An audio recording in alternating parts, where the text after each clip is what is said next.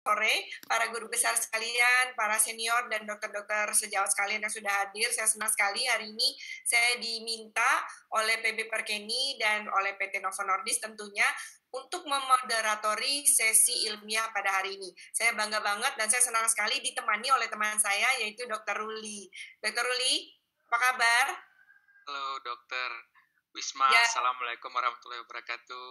Waalaikumsalam warahmatullahi wabarakatuh. Ini saya antara senang sama deg-degan karena banyak banget guru-guru kita ya Dokter Ruli ya. Banyak prof-prof, ada Prof Suas, ada Prof Sidar, ada Dokter Sali, ada Dokter Aida, ada Dokter Tetu, of course, I'm so happy. Dokter Sidar, Prof Sidartawan ini kayaknya guru-guru kita semua nih, Dokter Ruli. Kita mau ngapain sih Benar, sebenarnya? benar Dokter Wisma. Semoga kita semua juga selalu diberikan kesehatan ya Dok, dan selalu dalam lindungan Tuhan yang Maha Esa. Amin ya Robbal Alamin. Hari ini Dok, kita merupakan salah satu tonggak penting saya kira dalam perjalanan tata laksana diabetes mellitus di Indonesia, di mana semaglutide yang merupakan pengobatan agonis reseptor GLP-1 yang seminggu sekali saat ini telah hadir di Indonesia. Oleh karena itu, luar biasa sekali kita bersama-sama ingin berdiskusi dengan para expert yang tadi sudah Dr. Wisma sampaikan mengenai pengobatan yang inovatif ini. Belum kita mulai, ini sudah di Q&A ini sudah banyak pertanyaan ya. Jadi kita harapkan sekali bahwa dengan adanya acara ini lebih istilahnya informasi lebih kita dapatkan secara lebih banyak dan kita dapat paham mengenai apa manfaat semaglutide dan juga bagaimana penggunaan semaglutide pada pasien-pasien diabetes tipe 2 di Indonesia. Ya, baik Dokter Ruli. Ya memang ini kayaknya saking menariknya dan mungkin saking nggak kenalnya sama ini apa semaglutide, jadi nggak tahan pada pengen tanya. Udah ada 5 aja Q&A Udah ya. Ya bener Dok. Ya, benar, Dok. Nanti kita tanya-tanya ini ya satu-satu ya. Jadi pada hari ini kita punya kesempatan sebenarnya 90 menit Dok. Tapi kalau mau lebih-lebih dikit nggak apa-apa lah ya. Jadi 60 menit pertama itu adalah untuk kita kayak talk show gitu ya, Dokter Ruli ya. Kita ngobrol bersama para panelis, kemudian tapi ngobrolnya ini sebenarnya mungkin akan menjawab dari pertanyaan-pertanyaan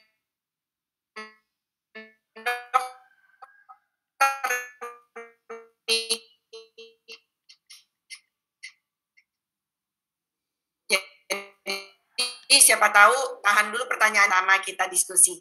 Silakan, Dokter Ruli. Ya baik, sebelum kita mulai kita bersama-sama dulu mengundang para panelis yang akan bergabung pada hari ini. Yang pertama, kami ucapkan selamat datang kepada Profesor Dr.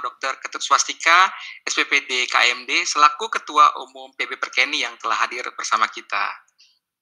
Baik, terima kasih. Lanjut ya, Dr. Ruli. Kita juga senang banget. Selamat siang. Selamat siang, Prof. Suas. Kita juga ada kehadiran profesor juga, guru kita juga, yaitu Profesor Dr. Sidartawan Sugondo, spesialis penyakit dalam konsultan endokrin metabolik diabetes, yang pastinya seharusnya sih nggak usah dikenalkan lagi ya, sudah pada kenal saat beliau menjabat sebagai direktur dari Indonesian Diabetes Institute. Dan pada kesempatan ini juga Dr. Wisma kita beruntung karena ada Dr. Sali Amanasution SPPD KKV yang hadir bersama kita. Saat ini Dr. Sali menjabat sebagai Ketua Umum PB PABDI. Selamat sore Dr. Sali. Selamat siang, selamat sore Dr. Wisma, Dr. Ruli, terima kasih. Dr. Sali. Ya, lanjutnya juga ini adalah narasumber atau panelis yang juga nggak kalah penting, yaitu guru saya juga. Hari ini kita senang banget juga kehadiran Dr. Aida Lydia, PhD, spesialis penyakit dalam, konsultan ginjal dan hipertensi. Hari ini beliau juga hadir untuk diskusi bareng-bareng, dan beliau adalah saat ini sebagai Ketua Umum PB Pernefri. Ya, jadi kayaknya lengkap nih Dr. Ruli ya. Kita ada KEMD, ada KKV, ada KGH. Ini kayaknya multidisiplin sekali nih. Ini memang kesempatan yang langka, bareng-bareng ngumpul, pasti yang nanya nanti banyak. Ini bisa sampai maghrib kayaknya kita nih. Silakan, dokter. Ada lagi nggak nih kita nih, dokter? Betul sekali, Dokter Wismandari. Dan tidak kurang pada hari ini kita juga kehadiran our guest speaker from Australia. Today we have Dr. Ted Wu from Sydney, Australia, joining us to share his clinical experience of semaglutide in Australia. Dr. Ted Wu is the director of the Diabetes Center at the Royal Prince Alfred Hospital. What a privilege it is for me to be amongst such an august panel, and I look forward to the discussions. Thank you very much, Dr. Ted Wu. Baik, kita coba mulai ya. acara kali ini. Prof Swastika, hari ini kita berkumpul di sini, Prof, walaupun secara virtual. Salah satunya adalah dalam rangka peluncuran semaglutide. Artinya, Prof, akan ada tambahan modalitas baru pilihan pengobatan diabetes mellitus tipe 2 di negara kita. Saat ini, kita sudah memiliki banyak pilihan obat diabetes tipe 2. Pertanyaannya, Prof, mengapa kita masih terus memerlukan pengobatan yang baru dan inovatif untuk pasien-pasien kita, Prof? Ya, saya kira Dr. Ruli, seperti saya katakan bahwa penyakit diabetes itu kompleks. Tidak ada satupun obat yang sekarang yang memang bisa mengobati secara istilahnya sempurna ya, dan untuk semua pasien, fenotipe pasien. Nah, ini suatu kenyataan, contohnya adalah kita telah mempunyai modalitas terapi banyak sekali, baik pasien-pasien yang baru diberikan monoterapi, dual terapi, triple terapi, bahkan kemudian injectable. Suatu kenyataan misalnya di Indonesia, mereka yang HbA1c-nya di bawah 7, itu hanya 30-an%. Jadi lebih dari 70% pasien-pasien tidak bisa dikendalikan. Jadi ini mencerminkan bahwa betapa sulitnya mengendalikan pasien dengan diabetes tipe 2. Memang karena faktornya banyak sekali yang berpengaruh terhadap kendali glikemik ini, baik dari aspek pasien itu sendiri, lifestyle, kemudian ketersediaan, dan obat-obat yang juga yang ada saat ini. Saya kira itu sebabnya tetap pentingnya terobosan-terobosan baru di dalam pengobatan. Mungkin itu yang saya bisa sampaikan, Dr. Ruli.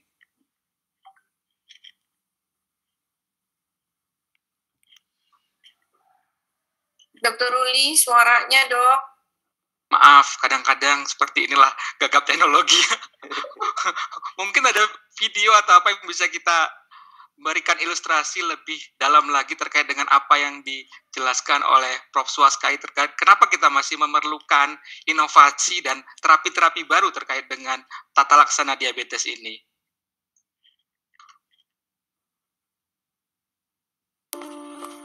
Saya Budi. Pertama kali saya mendapatkan informasi menderita diabetes 2 tahun lalu. Sejak saat itu, saya sudah melakukan perubahan pola hidup, baik diet dan olahraga rutin. Namun, kata dokter, kadar gula saya terlalu tinggi dan berbahaya terhadap komplikasi diabetes. Saya juga sudah menggunakan obat metformin dari dokter saya. Awalnya, kadar gula darah saya sudah menurun, namun masih di atas target. Dan akhir-akhir ini malah kembali meningkat. Saya takut untuk menggunakan obat tambahan karena risiko kadar gula darah terlalu rendah atau hipoglikemia. Orang tua saya menderita diabetes, sering merasa pusing dan gemetar karena hipoglikemia tersebut. Saya berharap ada pengobatan diabetes yang dapat membantu saya untuk dapat mencapai target pengobatan diabetes saya tanpa risiko hipoglikemia, sehingga saya dapat terhindar dari bahaya komplikasi diabetes.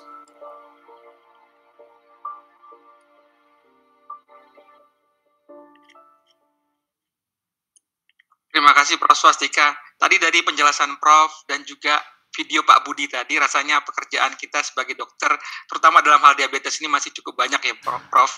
Sebagian besar pasien diabetes tipe 2 kita masih belum mencapai target pengobatan mereka. Dr. Wisma, selain kontrol glikemik yang masih belum optimal, seperti yang dijelaskan Prof. Swas tadi, kira-kira masalah apa lagi yang dimiliki oleh pasien-pasien diabetes mellitus tipe 2 kita? Ya, baik. Saya rasa masalahnya mirip di antara kita-kita yang di Indonesia nih ya, yaitu masalah berat badan. Jadi walaupun mungkin negara kita tidak semaju Australia seperti negara Dr. Tepu, tapi ternyata kita yang obes juga banyak nih. Nah, salah satu tulisan yang pernah saya baca, itu penulisnya ada di sini. Jadi saya baca tentang diabetes yang berkaitan dengan obesitas itu penulisnya adalah Prof. Sidartawan. Dari artikel tersebut dikatakan bahwa pasien-pasien kita di Indonesia itu memang sudah sebagian besar overweight atau obes. Nah, gimana kalau kita tanya langsung sama penulisnya? Prof. Sidartawan, gimana Prof? Boleh nggak dijelaskan sebenarnya bagaimana hubungan antara berat badan, jadi obesitas, overweight, dengan diabetes pada pasien-pasien kita? Gimana Prof. Sidar? Oke, jadi kalau kita lihat di sini, sebetulnya kalau kita pikir orang Indonesia kan nggak gemuk-gemuk amat ya. Tapi ternyata tulis kesehatan itu memang sekitar 70% itu dari mereka diabetes itu overweight dan obese di Indonesia. Jadi hubungan antara kegemukan atau berat badan lebih dan diabetes itu sangat erat. Dan itu jadi problem. Lalu yang menarik juga, bukan menarik sebetulnya, yang tidak enak itu adalah bahwa mereka itu yang ada komplikasi hubungannya antara kematian dengan berat badan itu juga sangat gambaran ini kita bisa lihat yang merah itu. Jadi cardiovascular disease itu hubungan dengan kematian, hubungannya dengan berat badan. Ya, jadi kita lihat ya, paling banyak yang meninggal itu hubungannya dengan penyakit jantung dan berat badan lebih itu. Ya, jadi memang kalau kita lihat, kalau kita sekarang mengobati diabetes, maka kita juga harus melihat bahwa jangan sampai obat yang diberikan itu berat badannya tambah, ya, atau nggak turun. Jadi kalau bisa turun jadi lebih baik. Ya inilah yang kita lihat. Jadi kegagalan pengobatan diabetes tipe 2 ya juga dikatakan kalau pada orang yang gemuk itu risiko kardiovaskular tetap sangat tinggi. Ya itu yang kita harus perhatikan.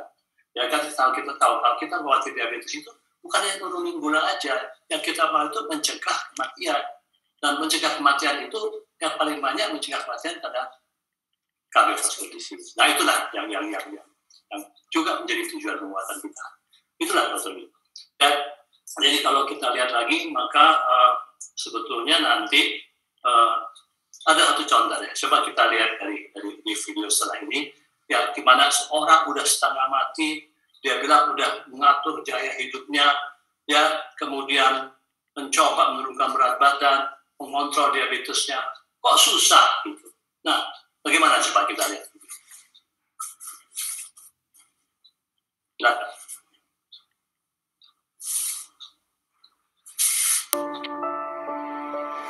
Saya Desi. Saya merupakan pengidap diabetes dengan masalah berat badan. Meskipun saya sudah berusaha diet dan olahraga rutin, namun berat badan saya masih tidak terkontrol. Kata dokter, berat badan yang tidak terkontrol juga dapat menyebabkan diabetes menjadi semakin memburuk. Saya sangat frustasi dengan masalah berat badan dan diabetes saya. Selain sedih dan malu dengan penampilan saya juga khawatir diabetes saya akan menjadi lebih parah. Baik, terima kasih Prof. Jadi kita makin mengerti ya hubungannya bagaimana obesitas dengan diabetes, dan kita makin mengerti juga ini tadi dari sudut pandangnya Ibu Desi ya, ternyata nggak enak nih udah diabetes, obesitas pula. Nah, kita pengen tanya nih bagaimana kondisi ini di negara tetangga ya, negara tetangga yang kebetulan agak berbeda nih kondisinya ya. So, Dr. Tetbu, can I ask you something? What is your condition that you are facing in Australia? Is it the same about the obesity and diabetes? Could you explain to us, please? Yes, certainly. And look, I completely agree with Professor Siddhartha that obesity drives diabetes. And if we can improve obesity, we can, in general, decrease the level of type 2 diabetes. And you're correct. The level of obesity in Indonesia is far less than in Australia. However, I think that we can all reflect on the fact that if the obesity levels rise in Indonesia, then the problem of type 2 diabetes will get worse. And you can see here that even though Australia has a much smaller population than Indonesia, we have approximately a 7% prevalence of type 2 diabetes. So that's about 1.7 million people. Even in our relatively small population, every 5 minutes we diagnose a new person with type 2 diabetes.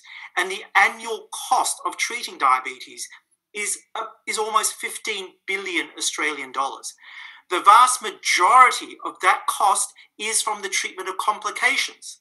So as you will know, it is the prevention and the treatment of complications, which is what is the most important thing if we want to decrease the cost of diabetes in our community. Also in Australia, we have challenges. Even though we are a relatively rich country, we have almost every single diabetes medication subsidized for our patients. It costs very little to be even on the latest insulin or weekly GLP-1. But even in such a circumstance, you can see about half of our patients prescribed oral hypoglycemics have a blood sugar that is above target, above 7% of HbA1c. And about 75% of individuals prescribed insulin are also not well controlled. So you can see in such circumstances, we need other solutions. We need better medications to bring our patients to target and also to treat complications and also to treat obesity. So thank you very much, Dr. Tetu. I think now we all understand that actually we have the similar condition between Indonesia and Australia about the obesity, unfortunately. So Dr. Ruli, di guideline-guideline yang baru nih ya, baik yang lokal maupun yang internasional, sepertinya paradigma untuk manajemen diabetes tipe 2 itu mulai berubah ya, kayaknya udah mulai agak bergeser. Kalau dulu fokus sama gula aja, sekarang kayaknya ada yang berbeda nih. Gimana Dr. Ruli ini? Benar sekali Dr. Wisma. Kalau kita ingat zaman waktu kuliah jadi PPDS IPD, lebih kepada fokus pencapaian target glikemik. Tapi kalau kita lihat saat ini, panduan-panduan internasional baik dari ADISD, AACE, dan juga panduan Perkeni, selain pencapaian target glikemik, ada penekanan khusus untuk mempertimbangkan pentingnya pengobatan multifaktorial yang mencakup resiko juga akan penyakit kardiovaskular dan gangguan ginjal. Nah, untuk di situ kita di sini sangat beruntung sekali. Ada Dr. Sally dan Dr. Aida yang bergabung bersama kita yang akan memberikan pandangan nantinya dari kacamata sebagai kardiologis dan juga nefrologis. Kita semua. Baik, betul banget Dr. Ruli. Dr. Ruli tadi mengatakan zaman kita PPDS, kita tuh kayaknya beda-beda nih ya zaman PPDS-nya. Beda tipis. Baik, terima kasih Dr. Ruli. Ini kayaknya memang betul banget, makanya kita undang nih semua konsultan-konsultan yang berkaitan dengan diabetes. Kita akan diskusi banyak dengan beliau-beliau. Dr. Sally, boleh nggak jelasin nih Dr. Sally, apa hubungannya diabetes mellitus dengan penyakit kardiovaskular? Mungkin teman-teman udah ngerti ya, tapi kayaknya kita harus mengerti lebih dalam karena guideline-nya sekarang geser ke sana nih. Gimana nih Dr. Sally? Ya, terima kasih Dr. Wisma dan Dr. Ruli. Jadi memang kalau kita lihat kenapa kita jangan bergeser tadi itu ya, walaupun zaman PPDS kita beda tipis tadi, tapi sepertinya memang saat ini kita mesti menyeragamkan paradigmanya. Jadi selain kontrol gula darah yang baik, komplikasinya seminimal mungkin atau se-early mungkin. Nah, kalau kita lihat di sini di slide ini ya, ini adalah penyakit-penyakit yang menduduki tempat teratas nih di Indonesia untuk menyebabkan kematian. Nah, kalau kita lihat nih dalam kurun 10 tahun bergeser nih. Tahun 2009 itu masih penyakit infeksi masih di atas. Ya, TB kita tahu, tuberkulosis masih banyak pada waktu itu, tapi begitu 10 tahun kemudian, dimulai dari 2019, ternyata yang juaranya itu adalah penyakit-penyakit non-communicable disease. Jadi, dan non-communicable disease ini semua sangat berhubungan dengan diabetes. Kita lihat di sini stroke, kemudian penyakit jantung iskemik, kemudian diabetes itu sendiri. Nah, jadi kalau dilihat dan kalau kita lihat penjelasannya, hubungan antara diabetes dengan kardiovaskular, mungkin saya boleh minta slide-nya. Ya, jadi ternyata hampir sebagian besar orang-orang dengan diabetes itu adalah at risk untuk terjadinya cardiovascular disease atau bahkan saat didiagnosis sebetulnya sudah terjadi cardiovascular disease tersebut. Dan ini di masa depan ya, di perjalanan kemudian ya, kalau kita hanya melihat kontrol gula darah, yang mana itu penting ya, dan sudah terbukti ternyata kontrol gula darah yang kurang baik, ini komplikasi, salah satunya komplikasi ke kardiovaskularnya pasti akan meningkat. Jadi komplikasi kardiovaskular yang paling banyak itu adalah kalau kita lihat di sini ischemic heart disease, dan satu lagi adalah heart failure. Itu barangkali Dr. Wisma dan Dr. Ruli. Terima kasih. Baik, terima kasih Dr. Sali, penjelasannya sangat mudah dimengerti, jadi kita makin yakin bahwa memang ini ternyata saling berkaitan ya. Nah, tadi kita juga, kita belum lihat mana tentang perspektif pasien nih, kalau punya diabetes itu bagaimana sih pasien tuh mikirnya kayak apa gitu ya. Boleh kita saksikan dulu videonya ya Dr. Sali ya. Oke. Ya. Saya Lina. Saya pertama kali diinformasikan menderita diabetes 2 tahun yang lalu oleh dokter saya. Waktu mendengar diabetes, saya langsung teringat akan kakak dan ayah saya yang mengalami komplikasi kardiovaskular karena diabetes yang tidak terkontrol. Ayah saya meninggal karena serangan jantung, dan kakak saya mengalami stroke yang cukup mengkhawatirkan dan tidak dapat melakukan aktivitas lain sejak saat itu. Saya berharap kejadian tersebut tidak terjadi pada saya. Mengingat saya juga memiliki penyakit penyerta lain, seperti hipertensi dan kadar kolesterol yang tinggi. Anak-anak saya saat ini juga sedang kuliah, dan saya berharap dapat melihat mereka lulus, sukses, dan saya ingin terus dapat menemani buah hati saya ke depannya.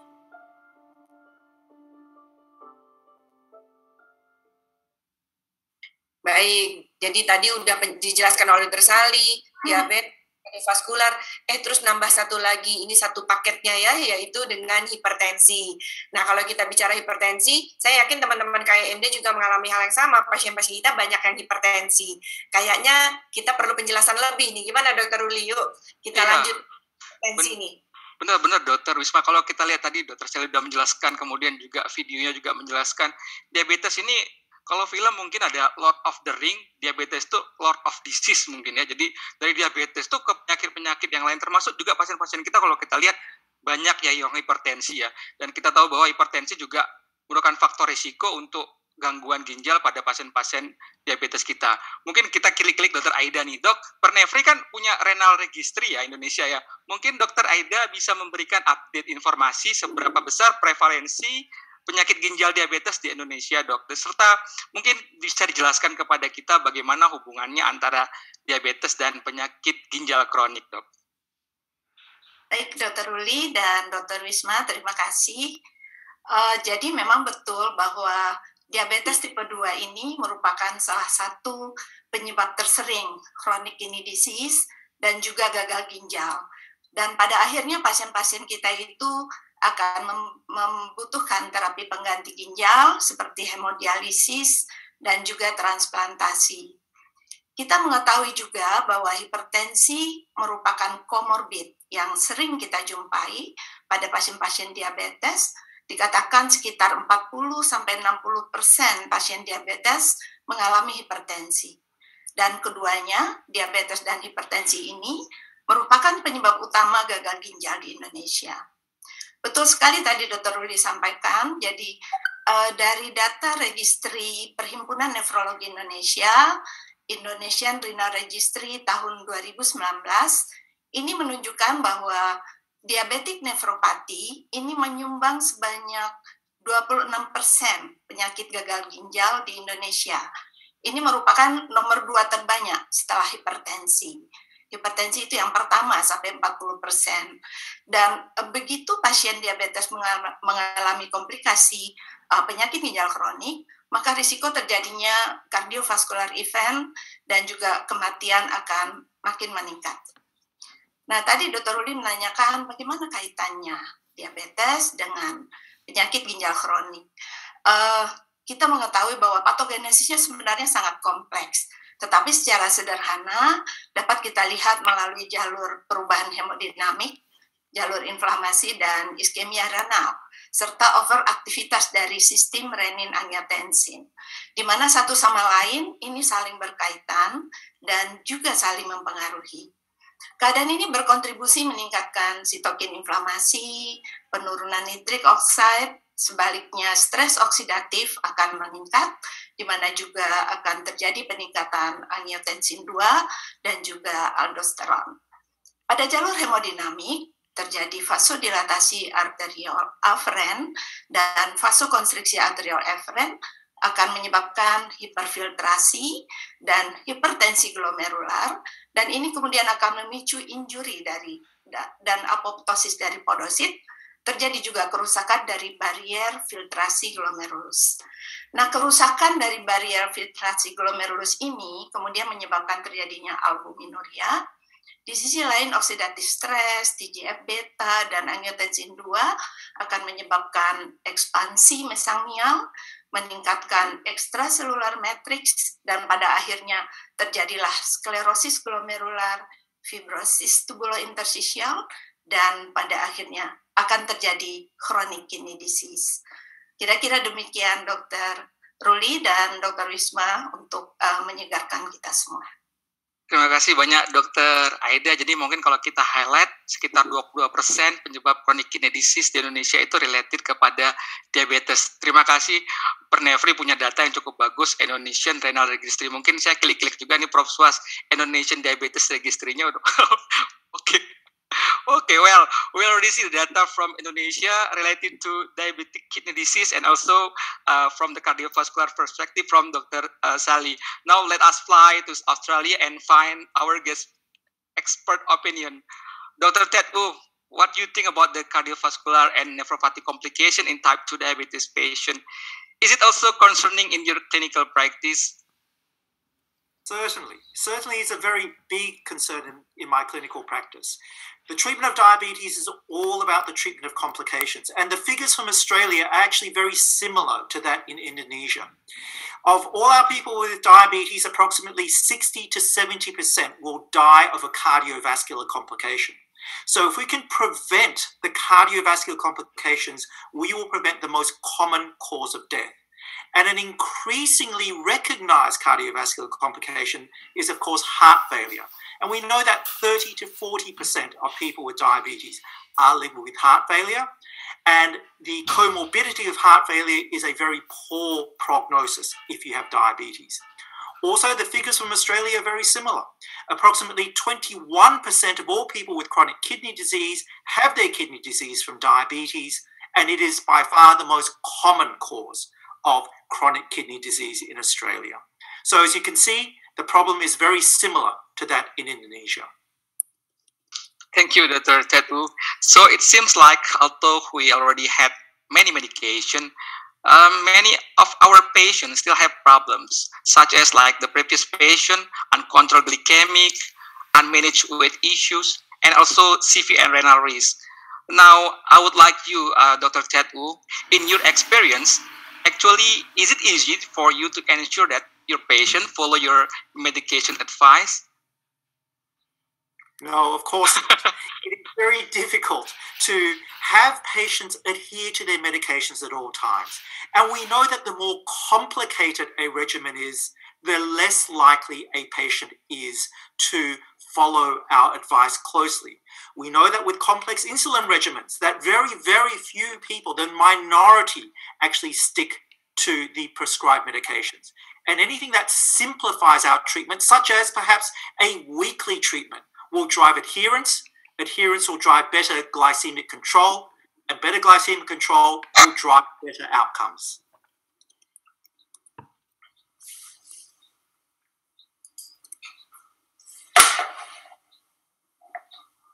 Well, thank you, Dr. Ted Wu. Now let us hear a patient perspective from Indonesia who has difficulty to have one's daily treatment due to his activity. Please.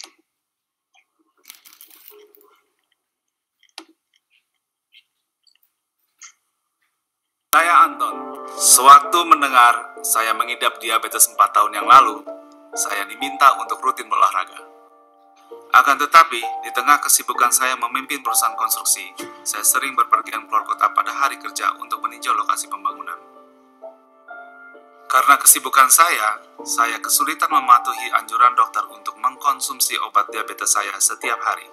Karena sering sekali saya lupa membawa pengobatan saya dan tidak bisa mengkonsumsi obat saya di jam yang sama. Saya berharap akan ada pengobatan yang lebih nyaman dan sesuai dengan kesibukan sehari-hari saya.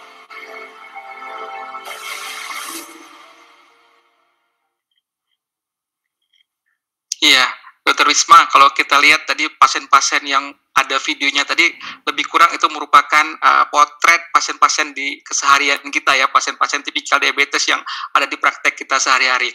Nah, sekarang ini kan di Indonesia ya, setelah launching ini akan ada sediaan semaglutide sekali seminggu ya, atau seminggu sekali ya, sekali seminggu untuk pasien-pasien diabetes tipe 2 kita. Menurut Dr. Wisma nih, ya, kira-kira sejauh apa nih semaglutide dapat membantu pasien-pasien diabetes kita ini?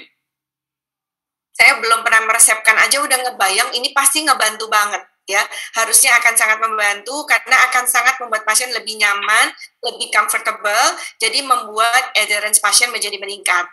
Jadi kalau kita lihat gambar ini ya, dari gambar ini kan kita memiliki defek-defek untuk menyebabkan seseorang menjadi gula darahnya meningkat.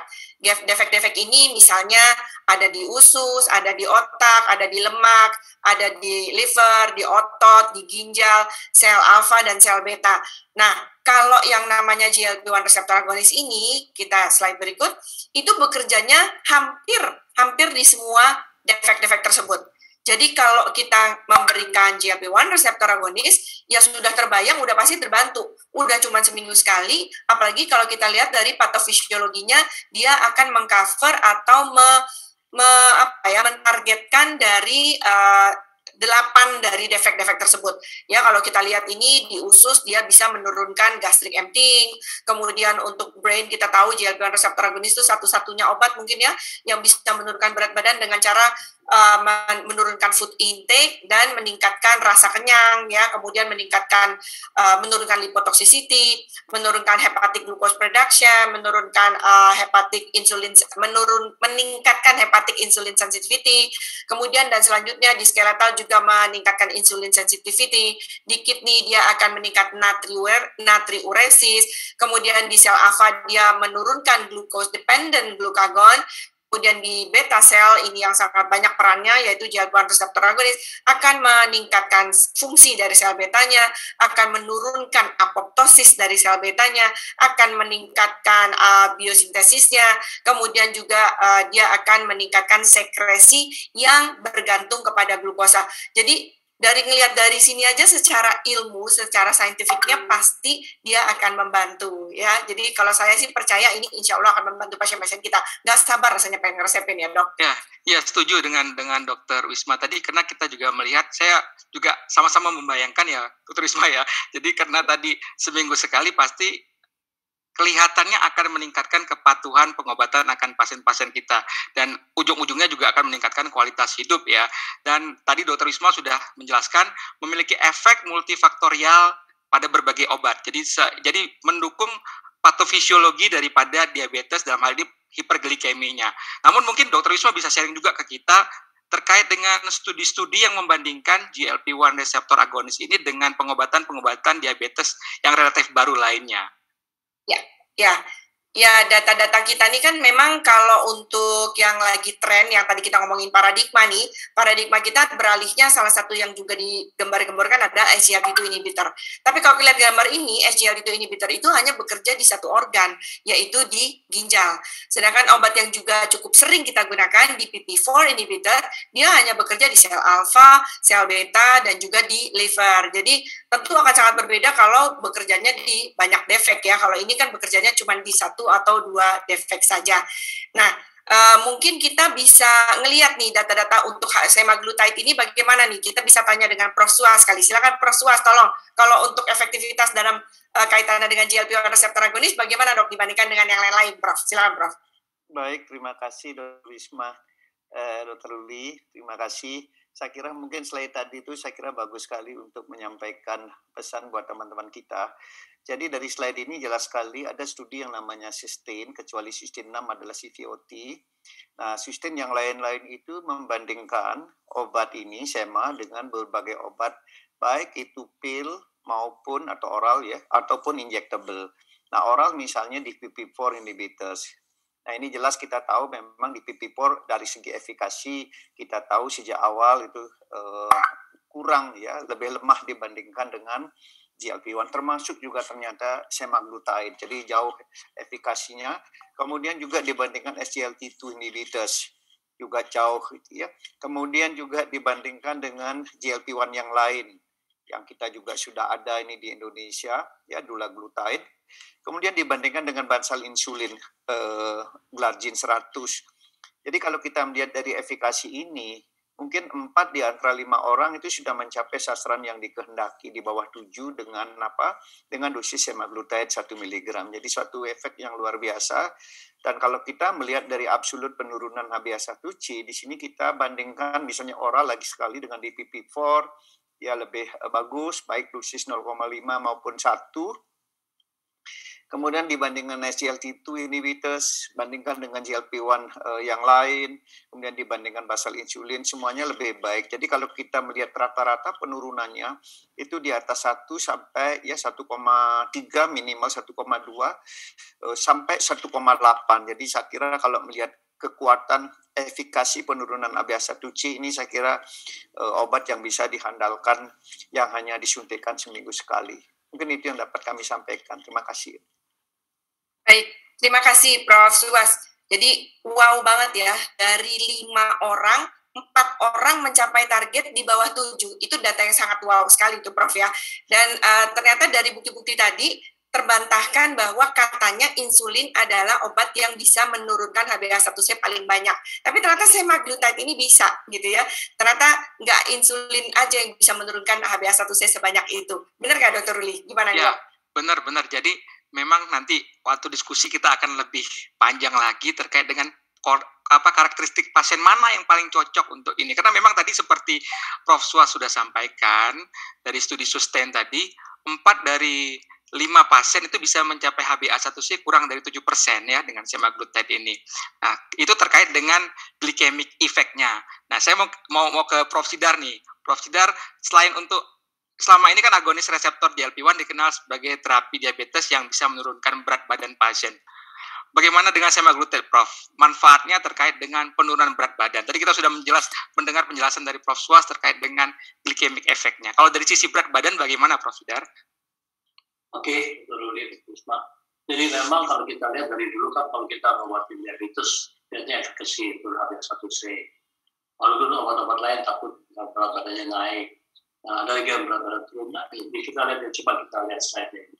Jadi ternyata pada waktu mengobati pasien diabetes, ya, lalu memakai semaglutide, maka di sini dikatakan dia bisa menurunkan berat badan lebih dari 5%. Kenapa 5%? Karena memang kalau kita lihat target kalau kita mengobati seseorang untuk bukan gula ya, kita bicara obesitas. Kalau kita menurunkan berat badan lebih dari 5%, maka dikatakan kita berhasil menurunkan berat badan.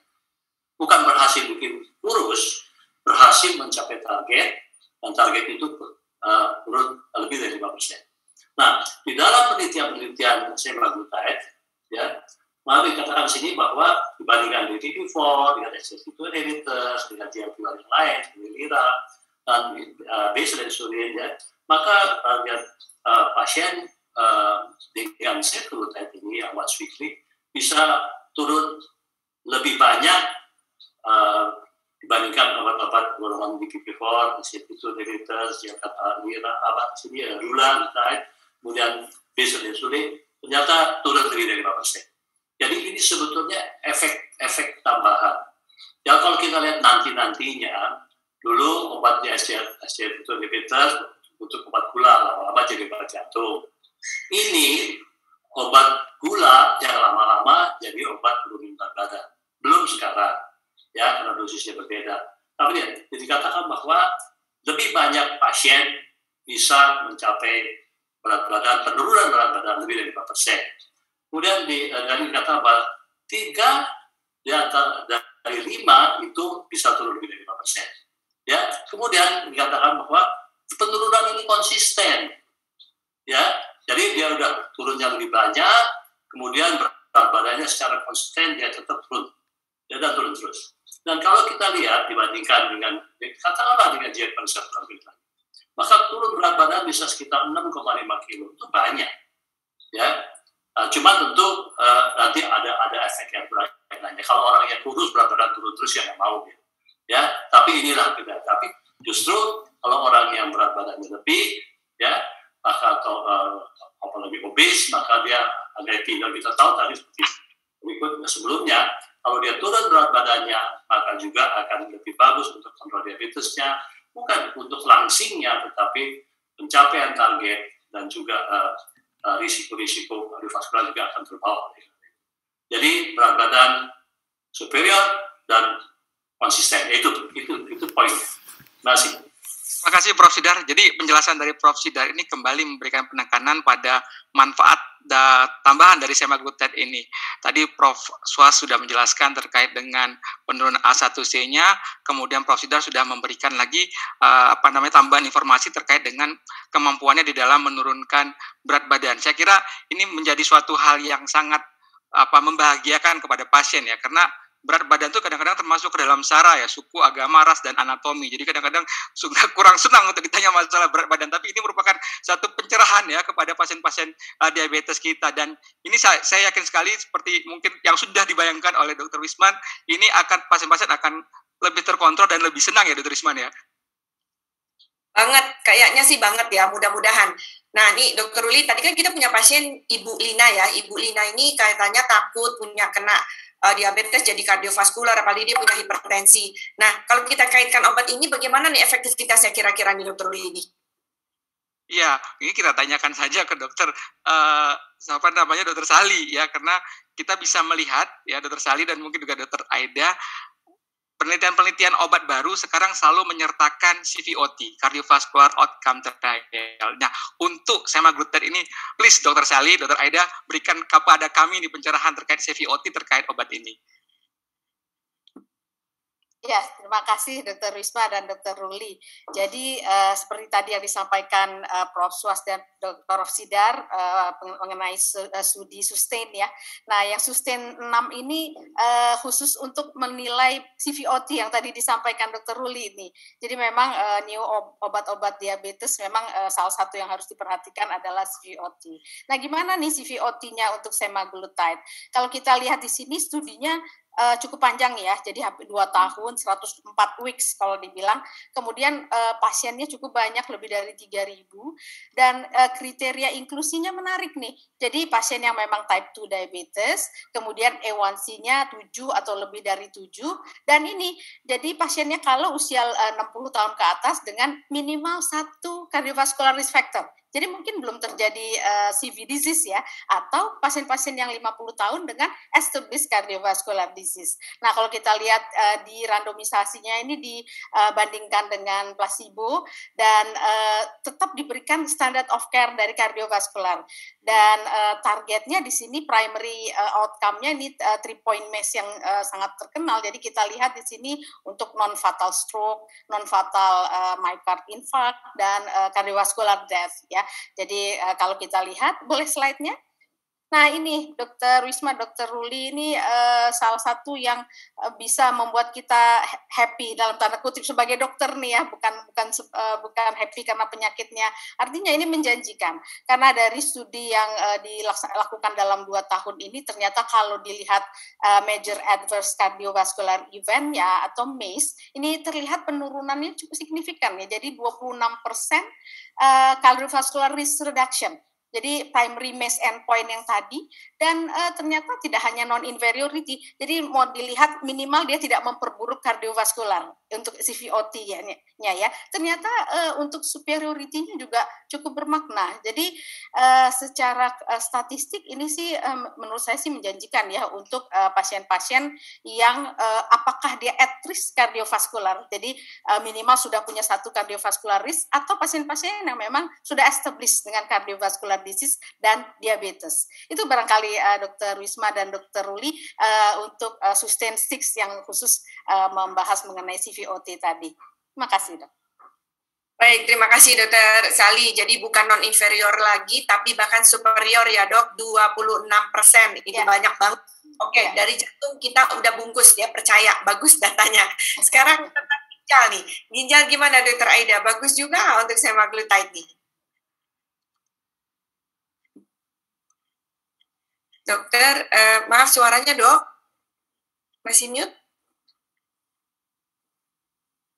Ya, baik Dr. Wisma dan Dr. Ruli, ini masih dari studi yang sama, yaitu Sustain 6, dengan kriteria inklusi yang tadi sudah disampaikan oleh Dr. Sally. Jadi ada salah satu secondary outcome dari penelitian ini yang menunjukkan bagaimana peranan semaglutide ini terhadap risiko kejadian nefropati yang baru, new nefropati, atau perburukan, worsening nefropati. Nah, untuk new and worsening nefropati ini meliputi beberapa kriteria, yaitu makroalbuminuria yang persisten, apakah doubling dari serum kreatinin yang juga persisten, atau GFR-nya kurang dari 45, atau pasiennya kemudian memerlukan dialisis, jatuh ke dalam gagal ginjal.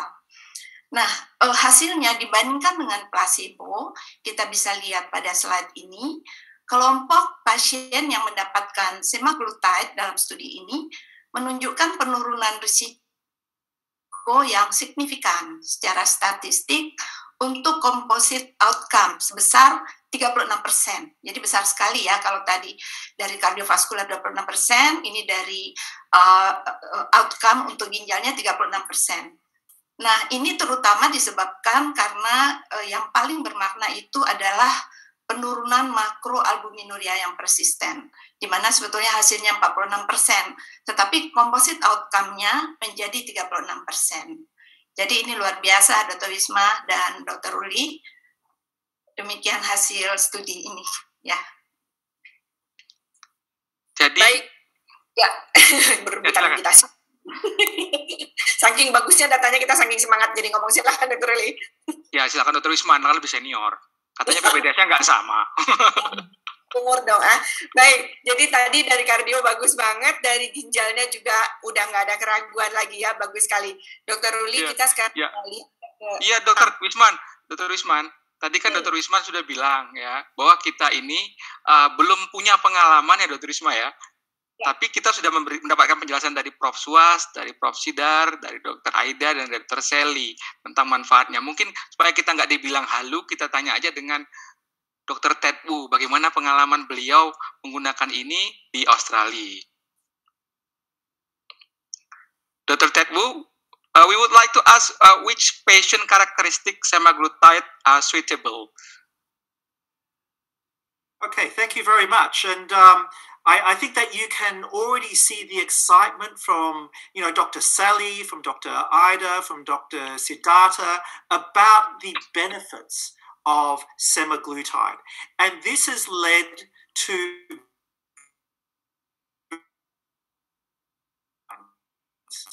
now the most widely used guideline in the world is the American and European guidelines, the ADA EASD consensus statement. And you can see this depicted here in the slide. The first line is and maintains to be metformin. Metformin is the first line of therapy in type 2 diabetes. But what you choose after metformin depends on the comorbidities that your patient has. Now, Dr. Sally has explained the cardiovascular benefits of semaglutide in Sustain 6. So next part of this slide, please. The highlight on number 1 is for those people with established cardiac disease. And for people with established cardiac disease, the recommendation is that after metformin, we should choose either a GLP-1 or an SGLT2 with good evidence of cardiovascular benefit. And you can see there from the data from Dr. Sally that semaglutide is an example of a GLP-1 with very good cardiovascular benefit. The other part of people with cardiovascular disease or kidney disease is consider people with either heart failure or kidney disease. And in that case, SGLT2 is the first choice. But if your patient cannot take an SGLT2, then a GLP-1 is still an incredibly good choice. So either an SGLT2 or a GLP-1 receptor analog. Again, you should choose one with good evidence of benefit. And Dr. Ida has shown you that with SUSTAIN 6, that semaglutide has good evidence of renal benefit as well. Now, part 2 of this diagram is if your patient does not have either cardiovascular disease or renal disease. And in that case, perhaps it is that the patient requires a low risk of hypoglycemia. And if your patient needs to have a low risk of hypoglycemia, then you can see GLP-1s in the red have, in general, a very low risk of hypoglycemia. In fact, if you combine a GLP-1 with metformin, that risk of hypoglycemia is almost equivalent to metformin and placebo. About the only time that you get hypoglycemia with a GLP-1 is if you combine a GLP-1 with either sulfonylurea or insulin. So it is not the GLP-1 that is causing the hypos. It is usually the sulfonylurea or it is the insulin that is causing the hypoglycemia. And finally, if your patient needs to lose weight, then GLP-1 receptor analogs are almost the best choice. They are associated with the best weight lowering of the classes, and within the class of GLP-1s, you'll see that Dr. Siddhartha has shown you the data that the weight loss is best with semaglutide versus almost every other option. So you don't just reserve semaglutide for somebody with cardiovascular disease. Semaglutide is an incredibly useful medication for someone whose HbA1c is above target, who you would like to have a low risk of hypoglycemia, or you think that they would benefit from the weight-lowering potential of semaglutide. Thank you, Dr. Ted Wu. Tadi Dr. Ted Wu sudah menjelaskan tentang salah satu panduan yang paling banyak digunakan, ya EDIASD, tapi saya ingat pepatah Jawa ya, think global, act lokal, ya. Nah, now let us discuss our Indonesian guideline. Mungkin Prof. Swastika izin bertanya, Prof. Tadi Dr. Ted Wu sudah menjelaskan tentang guideline-nya EDIASD. Nah, Indonesia Guideline, panduan Indonesia Guideline, posisinya semaglutide ini gimana, Prof? Iya, baik Dr. Ruli. Kita sudah memperbaiki juga, tapi mungkin ini kalau teman-teman sejawat sekalian melihat gambar ini, kelihatannya kesannya masih sama, tapi kita sudah memperbaiki. Nanti mungkin teman-teman sejawat bisa melihat, mengakses manajemen yang baru, jadi 2021. Secara konsep memang ini untuk pasien baru. Jadi untuk pasien baru adalah serupa, sama. Jadi mungkin kita bisa memberikan monoterapi, in case kalau ABS1C sudah dekat normal, kalau sedang-sedang, relatif jauh dengan target, misalnya kita boleh dual terapi, atau kalau ada katabole kita boleh menggunakan insulin. Ini secara umum ya. Nah, kapan kita berikan misalnya, anggaplah GLP-1, hari ini kita bicara GLP-1. Nah, GLP-1 itu bisa sebenarnya diberikan sejak awal, jadi bisa ditambahkan metformin. Yang jelas adalah jika pasien tersebut diketahui sudah ada penyakit kardiovaskuler. Itu yang pertama. Yang kedua adalah bila ada penurunan fungsi ginjal misalnya. Jadi mereka-mereka yang beruntung sesungguhnya mendapatkan GLP-1 agonis ini adalah mereka-mereka yang sudah existing, atau mungkin pada mereka-mereka kalau kita mengacu SUSTAIN 6 ada high risk.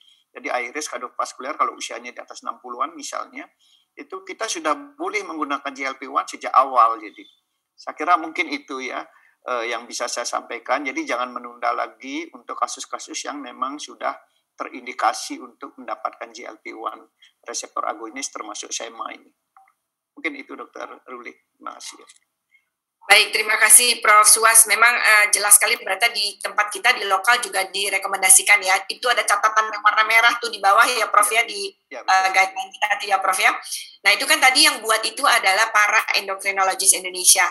Bagaimana kalau dari perspektif kardiologis, Dr. Sali, ini gimana nih semaglutide tempatnya untuk pasien-pasien diabetes kita nih dok? Ya, makasih Dr. Wisma. Jadi saya setuju sekali dengan apakah dengan Dr. Ted Wu dan Prof.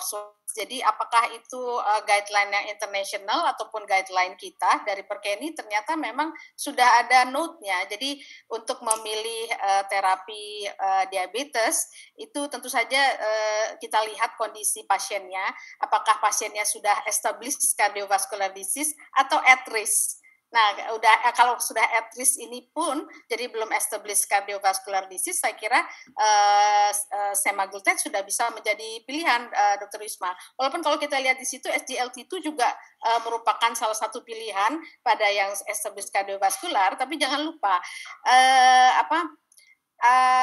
compliance pasien itu penting. Jadi kalau disuruh minum obat tiap hari atau seminggu atau pakai obat seminggu sekali atau tiap hari, semua kayaknya milih kalau memungkinkan jangan tiap hari gitu ya. Artinya itu harus menjadi pertimbangan. Yang kedua yang tadi mengenai weight reduction. Weight reduction juga sangat penting untuk cardiovascular disease. Karena dengan kendali yang tidak baik pada berat badan itu juga mempunyai outcome kardiovaskular yang tidak baik juga. Jadi saya kira kalau disuruh memilih atau kita melihat pasien-pasien kardiovaskular di Indonesia pun saya kira sama, Dr. Wisma dan Dr. Ruli. Makasih. Makasih Dr. Sally, penjelasannya sangat komprehensif ya. Mungkin juga ini di chat ada beberapa yang bertanya terkait dengan penggunaan obat ini pada pasien-pasien dengan gangguan fungsi ginjal. Mungkin Dr. Aida bisa memberikan pencerahan dok terkait dengan penggunaan semaglutide ini pada pasien-pasien dengan gangguan fungsi ginjal. Baik, terima kasih Dr. Ruli, Dr. Wisma. Jadi kita mengetahui pasien-pasien diabetes bila sudah ada gangguan fungsi ginjal, kemudian akan memiliki keterbatasan dalam pengobatan, di mana beberapa jenis obat diabetes bisa menjadi kurang efektif jika terdapat gangguan fungsi ginjal ini. Di samping itu bisa juga obat tertentu dapat malah makin menurunkan fungsi ginjal itu sendiri. Nah, kalau kita lihat berdasarkan label semaglutide ini yang telah disetujui oleh BPOM untuk populasi khusus pasien diabetes dengan gangguan ginjal, maka kita lihat obat ini masih bisa diberikan sampai GFR 15 tanpa diperlukan penyesuaian dosis. Ini salah satu kelebihan dari obat ini. Kita juga mengetahui bahwa SGLT2 inhibitor juga merupakan pilihan pada pasien-pasien dengan gangguan fungsi ginjal, namun juga masih terbatas dengan kalau di guideline dikatakan GFR lebih dari 30, di Indonesia untuk DAPA itu masih lebih dari 45. Jadi obat ini kelebihannya itu, dan tadi juga sudah disampaikan kalau pasiennya disertai dengan obesitas, tentu pilihannya lebih kepada semaglutide. Demikian Dr. Ruli dan Dr. Wisma. Baik, terima kasih Dr. Aida. Ya memang ginjal, diabetes itu saling terkait ya Dr. Aida ya. Jadi bisa dengan gangguan ginjal berderajat berat atau berderajat severe itu biasanya kita obatnya terbatas. Tapi ini lumayan ya dok ya, bisa sampai 15. Jadi agak longgar nih kita bisa ngasih obat ini ya. Nah sekarang kita mau tanya untuk penggunaan klinisnya nih. Bagaimana cara menginisiasi? Ya kita belum punya pengalaman sih ya, tapi paling tidak cara-caranya kita udah belajar dulu nih. Jadi begitu udah ada obatnya kita udah langsung bisa. Prof. Sidar, boleh bantu kita Prof. Bagaimana cara kita menginisiasi obat yang sama sekali baru buat kita nih Prof. Tolong Prof, silakan.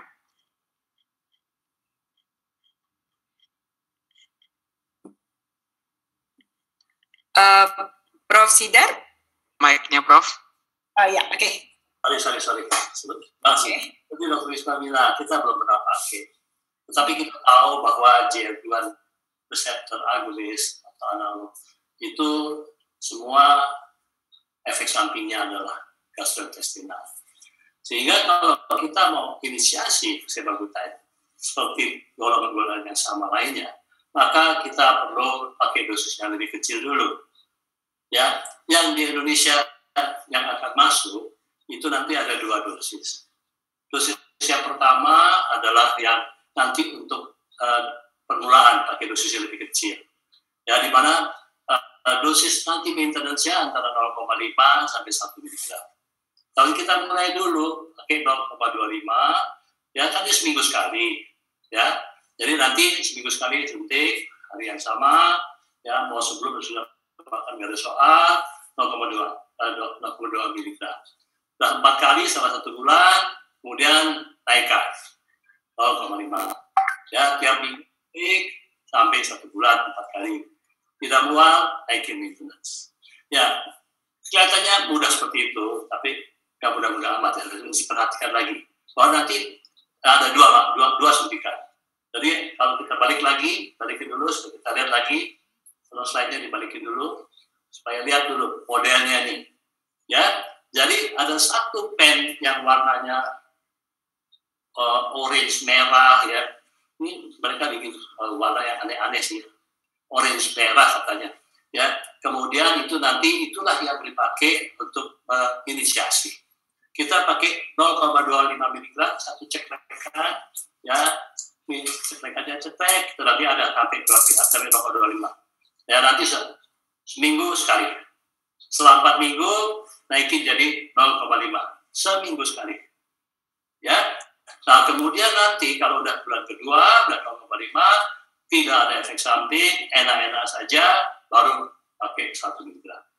Ada yang pakai maintenance dose 0,5, ada yang pakai maintenance dose 1 mg. Ya, pen nanti ada 2 macam. Jadi kalau pertama kali suntik, mulai pakai pen yang 2 mg per 1,5 sama-sama. Ya, 1,5 cc 2 mg. Nanti yang kedua itu adalah 3 cc 4 mg. Ya, jadi pertama kali adalah hasil resepnya adalah yang 2 mg yang per 1,5 cc. Nah itu nanti angkanya hanya 0,25 dan 0,5. Kalau sudah inisiasi bulan kedua, nah bulan ketiga baru kita pakai pen yang berikut yang nanti nyuntiknya 1 mg. Ya, nanti isinya itu tadi 4 mg per 3 cc. Ya, jadi itu saja.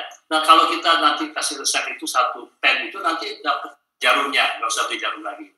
Ya, bukan jualan tapi memang begitu caranya. Ya, jadi pen itu nanti pertama kalau kita mulai bulan pertama tulis satu resep aja, ya satu resep ada yang 2 mg yang 1,5 cc, ya 0,25 4 kali, ya jadi seminggu sekali ini ya, once weekly, ya. Nah itu nanti kita lihat. Jadi sekali lagi inisiasi dulu. Tentu inisiasi itu bukan otomatis naik, tapi kalau dia ada rasa tanya dulu kalau 1 bulan datang, mual nggak ya, muntah nggak, enak nggak, oke. Minggu berikut seminggu sekali 0,5. Bulan depan balik nggak apa-apa, oke, naikin 1 mg. Ya, bukan otomatis. Kan? Kita naikkan dosis itu adalah untuk melihat efek samping. Bukan baik, Prof. Kayaknya ya. Oke, jadi 0,25 itu belum ada efeknya. Itu baru efeknya nanti kalau 0,5 dan 1. Itu saja. Ya, hati-hati kalau tulis resep, ingat pertama kali beda dan kedua. Ada 2 macam. Terima kasih. Semoga-moga. Baik, Prof. Jadi studi-studinya bukan dengan 0,25 ya, 0,25 itu belum ada efek untuk cardiovascular protection, gitu-gitu belum ada ya Prof ya, itu baru hanya untuk memulai saja gitu. Baik, jadi kita sudah mendengarkan cara memakainya, manfaatnya udah jelas banget dengan semaglutide seminggu sekali, kayaknya udah nggak sabar nih. Dokter Uli gimana nih dok, ada komentar nggak? Ya, Dokter Wisma, karena juga kita masih belum punya pengalaman, bagaimana kalau kita tanya langsung ke Dokter Ted Wu ya. Dokter Ted Wu, none of us here in Indonesia already has experience with semaglutide as it just recently available. Would you mind sharing your semaglutide experience in Australia for your patient with us? Certainly. In Australia, we have had the opportunity to prescribe for more than a year now. And even before that, our center was part of clinical trials. So I've had quite a number of years of experience using semaglutide. And I'd like to share with you a patient who I saw recently, who I think shows the great benefits of semaglutide, but also shows how to use it. So this is Mr. TD, 56-year-old man who was referred by his general practitioner. He's had type 2 diabetes for 3 years, and he has the usual comorbidities of hypertension and dyslipidemia. He's an ex-smoker, and he works as a transportation manager, so his job is very busy. His HbA1c, 9.6% when he saw me at the end of last year. His weight was 93 kilograms, and his BMI was 30.7. His EGFR was quite good at 89. He was on metformin and sitagliptin at their maximum doses when he saw me with the HbA1c 9.6%. He had always struggled with his weight, and part of the reason why he came to see me, he said, is there anything that you can give me to help decrease my weight? The hypertension and the dyslipidemia were treated with an ARB and a statin as is appropriate. Next slide, please. So at the time I saw him with that HbA1c of 9.6%, he had some polyuria and polydipsia. But because of his work, he did not want to have more polyuria. He did not want to go to the toilet more. Although he has no personal history of AMI or stroke, he has a family history of cardiac disease. And with that history of smoking, I was also worried about his risk of cardiac disease. Yeah. Next slide, please. So my medical decision at this point was to start semaglutide. As Professor Siddharthi has told you, I started with 0.25 milligrams for 4 weeks. And then I gave him another pen and to increase to 0.5 milligrams after another 4 weeks. And then I would review him before increasing perhaps to the 1 milligram dose. I would want to see whether he has any side effects and how his response has been after that. When I started the semaglutide, I stopped the sitagliptin because using a DPP-4 plus a GLP-1 is useless. It's too expensive for the patient. But I did continue the metformin. I warned him of the possible gastrointestinal side effects. I asked him to eat smaller meals and to avoid rich and fatty foods. And I also told him that the GI side effects usually decrease after 6 weeks. So even if he has some initial GI side effects, he should persist and continue with the medication because usually the gastrointestinal side effects decrease over time. Next slide. So this is his progress. I first saw him in September of last year, where his HbA1c and weight were as I showed you.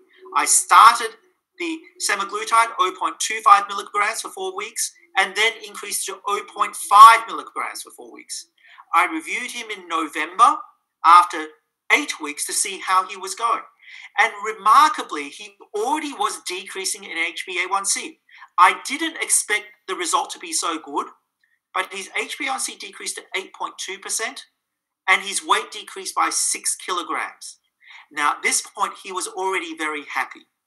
And because of this, he could see that he could lose weight. Although he had struggled to lose weight in the past, he saw that even with the first 2 months of treatment, he could lose weight. And therefore, this was an encouragement for him to eat better and to exercise more. And at this point, although his HbA1c has improved, it was still 8.2%. So I said, I would like you to increase to 1 milligram weekly. He had initially a few GI side effects, but in fact he had very few. And so he was happy to increase to 1 milligram. And after doing so, I reviewed him after almost 6 months. And to my surprise, his HbA1c actually came down to 6.8%, and he lost a total of 11 kilograms. And as a result, he was very happy, and I was very happy as his clinician. Now, is this a typical result? This is not an absolute typical result, but you can see here that the initial HbA1c lowering was quite good, but as he continued, the HbA1c kept lowering further and further, almost a 3% lowering. Now, as I say, this is perhaps not a typical outcome because he's an outlier. This is better than usual. You can see there the 11 kilograms of weight is very good as well. But let's have a look at the clinical trial results. If we go to the next slide. Or is that the end? No, that's the end. As I say, this is not an absolute typical result, but this is a result that is actually not that. We are seeing plenty of patients that are similar to him. The clinical trials tell us on average people lose about 5 kilograms of weight on semaglutide.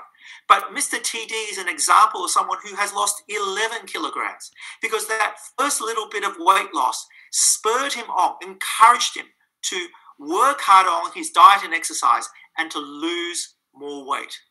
And as a result, he then had a tremendous 3% reduction almost in HbA1c. So I thought I'd share this example of a patient who's had great success with semaglutide.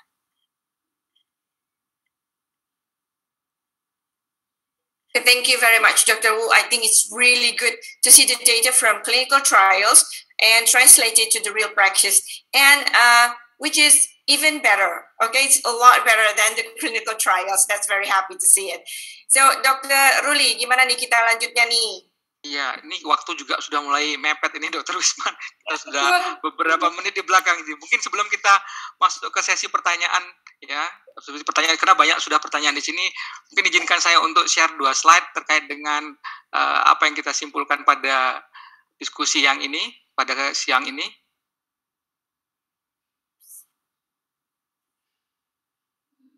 Ya, jadi ini kita berangkat dari unmet need yang ada pada type 2 diabetes mellitus. Tadi kita sudah banyak berbicara di depan terkait dengan proglycemic control. Lebih daripada 70% pasien dengan diabetes di Indonesia itu tidak target. Terus kemudian juga kita menghadapi masalah seperti yang dikatakan oleh Prof. Sidar terkait dengan sebagian besar pasien-pasien kita itu overweight atau bahkan obese, ya.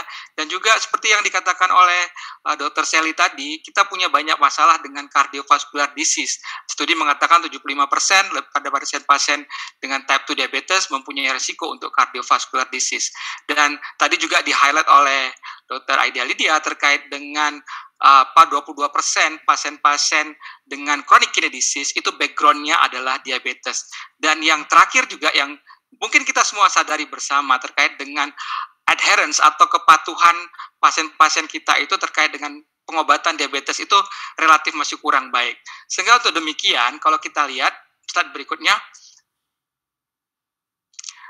pemberian semaglutide ini yang mungkin saat ini adalah satu-satunya once weekly treatment ya untuk diabetes yang diberikan seminggu sekali, memberikan kontrol glikemik yang lebih baik ya, superior terkait dengan sustain study yang sudah disampaikan oleh Prof. Suas tadi bahwa 4 dari 5 pasien yang mendapatkan semaglutide ini mencapai HbA1c kurang dari 7% dengan semaglutide 1 mg dan juga terkait dengan superior dan sustain weight loss-nya seperti yang dikatakan oleh Prof. Sidar tadi terkait dengan 3 dari 5 pasien itu mencapai penurunan berat badan lebih daripada 5% dengan pemberian semaglutide.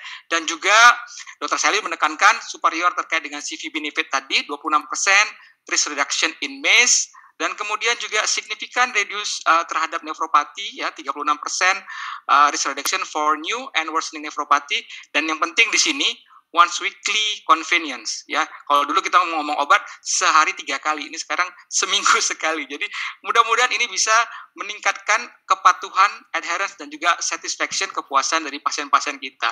Mungkin itu Dr. Wisman, dan mungkin bisa langsung ke pertanyaan-pertanyaan yang sudah banyak di chatbox. Baik, terima kasih Dr. Ruli. Ini pertanyaan banyak banget, tapi ya Allah terima kasih banget Prof. Suas, Prof. Ketut Swastika sudah menjawab banyak sekali. Jadi terima kasih Prof. Suas, you have answered so many questions and thank you very much. But actually a lot of questions is already answered by our discussion. So kita akan skip ke pertanyaan-pertanyaan yang memang belum didiskusikan. Saya coba pertanyaan yang memang belum ada kita sebut-sebut ya. Jadi misalnya dari Dr. Anwar Soleh nih. Dr. Anwar menanyakan, Dr. Sally, untuk pasien dengan riwayat miokard infarct yang ada hipertensi dengan gula darah tidak terkontrol, kapan kita memilih SGLT2 inhibitor atau GLP-1 receptor agonist, dalam hal ini semaglutide, sebagai kombinasi OHO, dokter? Dan kapan kita mulai insulinnya, itu nanti kita tanyanya ke Prof. Suas atau Prof. Sidar. Kita tanya ke Dr. Sally dulu. Silakan Dr. Sally. Ya, makasih nih dokter yang sudah menanyakan. Ini pertanyaannya bagus sekali karena ini sering kita temukan di praktek sehari-hari ya. Jadi kalau pasien diabetes ada riwayat MI, kemudian ditanyakan kapan dimulai kombinasinya ya, Dokter Wisma tadi ya.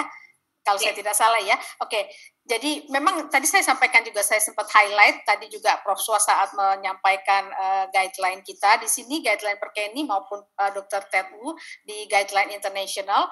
Kalau pasien-pasien dengan cardiovascular disease established, memang pilihannya ada dua, SGLT2 atau GLP-1. Dalam hal ini semaglutide menjadi pilihan. Tapi mungkin perlu kita lihat hal-hal lain. Jadi apakah pasien itu obes atau tidak?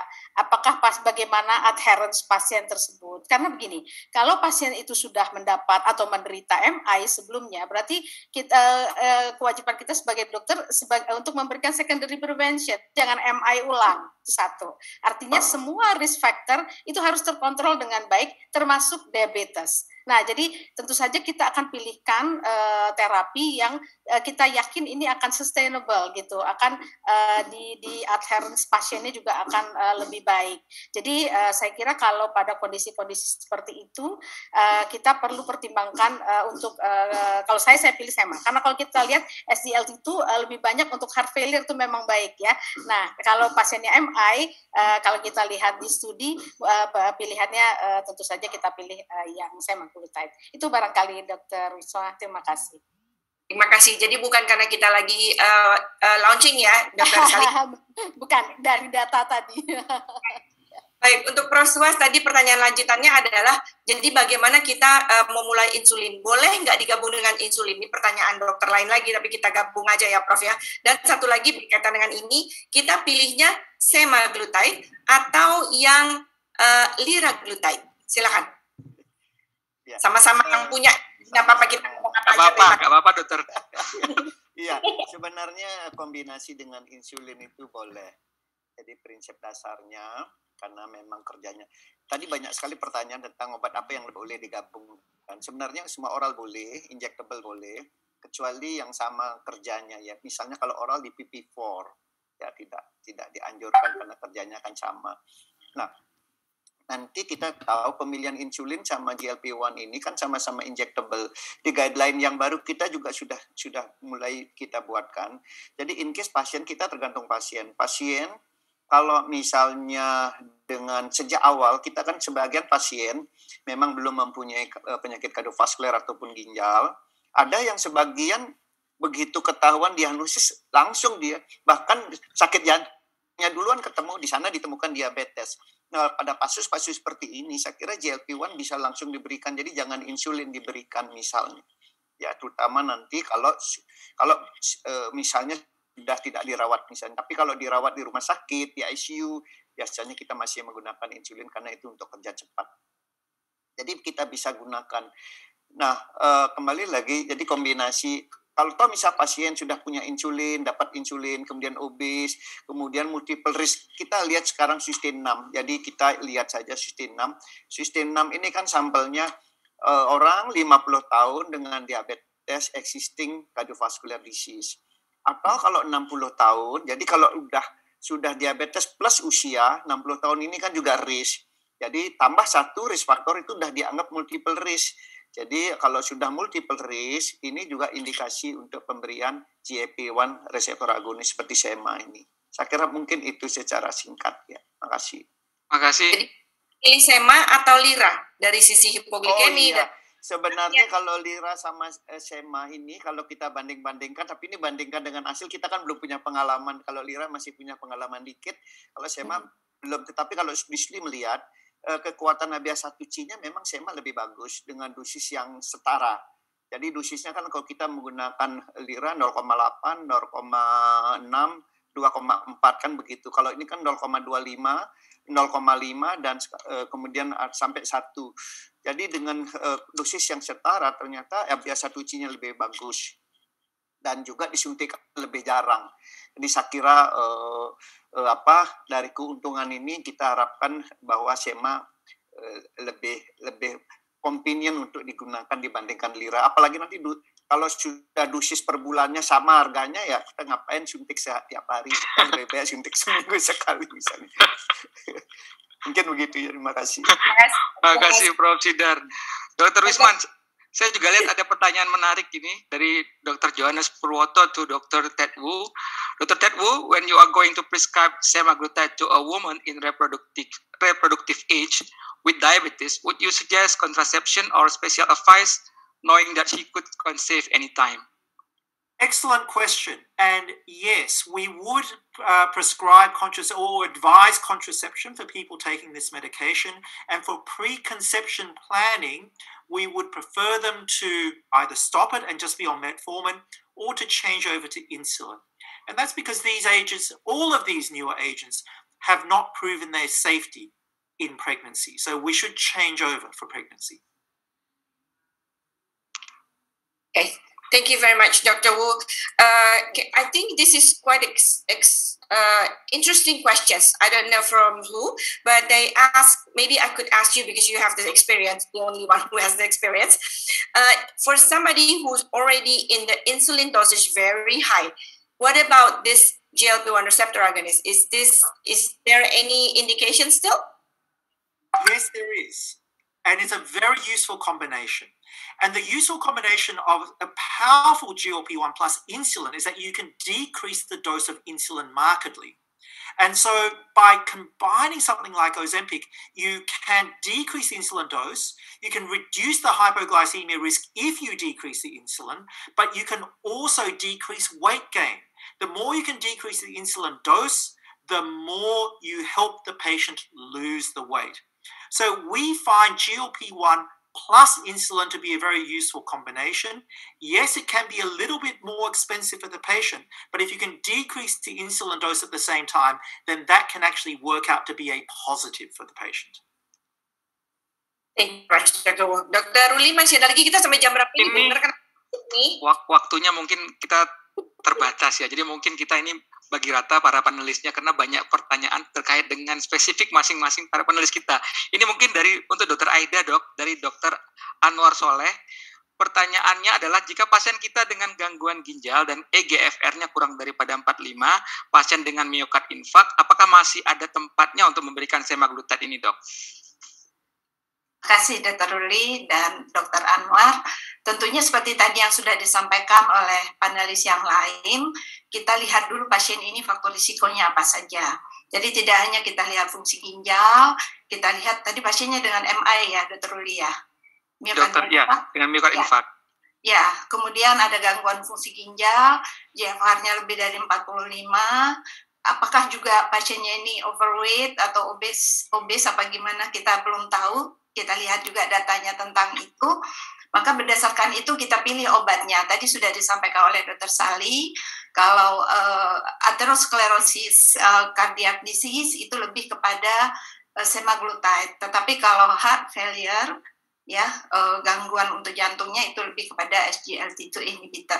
Jadi tergantung faktor risiko kardiovaskulernya apa, apakah pasiennya obes atau tidak, seperti itu.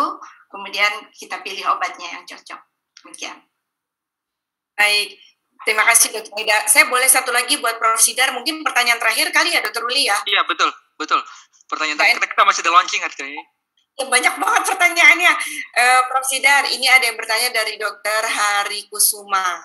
Jadi pertanyaannya, ini kan sebenarnya golongan incretin ini salah satunya adalah bekerja di sel beta itu dalam rangka mengenhance atau memicu sekresi insulin.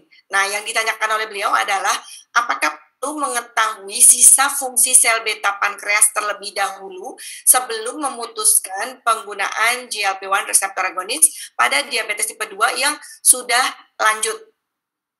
Bagaimana, Prof. Sidar? Oke, terima kasih.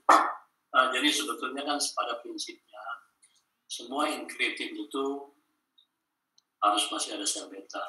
Nah, incretin itu efeknya adalah merangsang pankreas, alfa dan sel beta, glukagon dan insulin. Tapi kalau pankreasnya udah rusak, maka nggak ada gunanya juga. Ya, oleh karena itu kan dibilang ini untuk tipe 2, tipe 1 nggak ada cerita juga. Ya, jadi memang kalau kita lihat obat sudah banyak, nggak terkontrol, ya maka nggak pakai GLP-1 juga, atau semua incretin juga tidak. Ya akhirnya pakai insulin. Nah, memang dikatakan pakai GLP-1 kalau kita lihat dari urut-urutan, kalau habis satu di atas 9, 10, 11, nggak pakai GLP-1 juga, pakai insulin juga, apalagi ada dekompensasi metabolik. Tapi kalau hanya tidak terkontrol, satu di atas 9 ke bawah, bolehlah begitu. Kita bicara obat ini bukan ini obat satu-satunya, masing-masing punya tempat. Ya, jadi memang nggak usah lah periksa si peptide. Kalau obatnya udah banyak, masih hasil di atas 9, janganlah. Ya, tapi itulah. Jadi tetap masing-masing. Jangan mentang-mentang kita ngomong semaglutide, semua mau dikasih semaglutide. Tidak. Ya, itu ada tempatnya.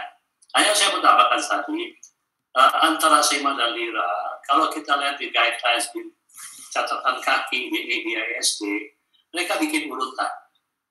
Kalau nanti pakai GLP reseptor agonis, maka SEMA, habis itu LIRA, dan ada panah-panahnya. Lihat deh, catatan kakinya kecil, tapi ada urutannya, dan SEMA di atas. Itu aja, terima kasih. Ya, kasih. Kayaknya terakhir ini ya, Dr. Ruli ya, kita dan menutup tanya jawab kita nih. Ya, kita kayaknya mesti mengakhiri karena ini sebenarnya masih ada acara lanjutan lagi ya, Dr. Ruli ya. Betul sekali. Ya, kita kembalikan aja ke MC, gimana? Ya, betul, Dr. Wisman, untuk memimpin acara seremoninya ini, kita minta MC-nya untuk memimpinnya. Silakan. Baik.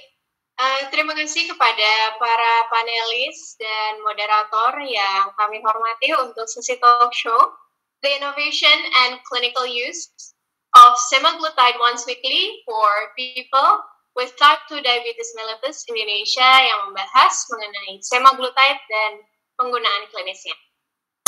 Kamu hadirin yang kami hormati, mungkin banyak dari Bapak, Ibu, Profesor, dan Dokter yang sudah menunggu-nunggu saat ini. Mari bersama-sama kita saksikan virtual launching ceremony dari Ozempic. Dengan hormat kami mengundang kesediaan dari para panelis dan